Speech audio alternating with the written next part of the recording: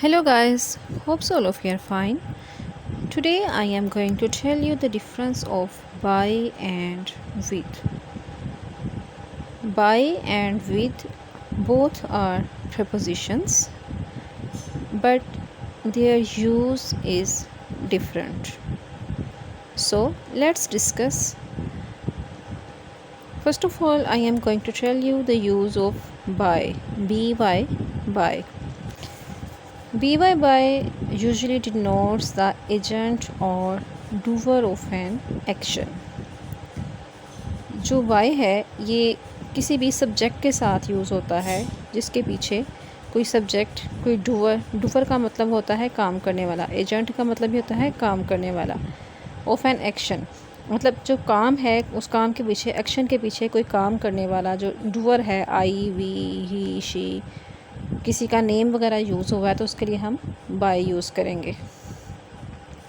जबकि with is used with instruments, with जो है वो किसी इंस्ट्रूमेंट्स के साथ यूज़ होता है।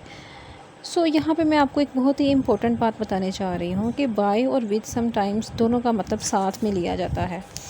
बाय का मतलब तो वैसे ज़रिए होता है, लेकिन समटाइम्स बाय भी साथ के मीनिंग में आता है। तो यहाँ पे जो स्टूडेंट्स हैं वो बहुत ज़्यादा मिस्टेक कर जाते हैं।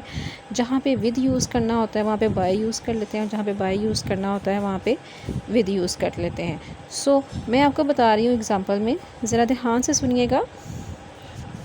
आई write by my hand with a pencil. एक बार फिर सुने, I write by my hand with a pencil. अब देखिए, अब यहाँ पे I write by my hand, मैं अपने हाथ से लिख रहा हूँ। अब यहाँ पे बाय माई हैंड, अब हमने माई हैंड से पहले बाय लिखा है, लेकिन उसके बाय क्यों लिखा है? बिकॉज इसके पीछे आई क्या है? आई जो है ये डूअर है, आई एजेंट है। राइट क्या है? एक्शन। अब यहाँ एक्शन के बाद हमने बाय यूज़ किया है क्योंकि राइट जो वर्ब है हमारा एक्शन है, इससे पहले हमारा डूअर सब्जेक्ट या कोई एजेंट जो है वो यूज़ हुआ है, और वो क्या है? आई।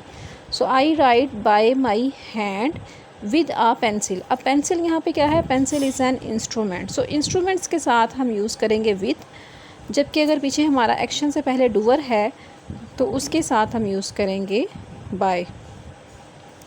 फॉर एग्ज़ाम्पल, एक और एग्ज़ाम्पल सुनिए। He was killed with a knife by his enemy. एक बार फिर सुनिए, he was killed with a knife by his enemy. अब देखिए, ही वॉज किल्ड, वो कत्ल किया गया, विद अ नाइफ, छुरी के साथ या चाकू के साथ। अब नाइफ क्या है? एक इंस्ट्रूमेंट है। डैट्स वाई नाइफ से पहले हमने विद प्रपोजिशन यूज़ किया है। कोई भी इंस्ट्रूमेंट है उससे पहले उसके साथ हम विद यूज़ करेंगे। बाय हिज एनिमी, अपने दुश्मन से। एनिमी क्या है? इज़ अ एजेंट, कत्ल करने वाला। डैट्स वाई एनिमी से पहले हम बाय यूज़ करेंगे। This is the difference between by and with. यहाँ पे एक और बाय यूज़ होता है, BYE बाय, उसका मतलब होता है खुदा हाफिज़ या अल्लाह हाफिज़। Hope all of you can understand this video very well.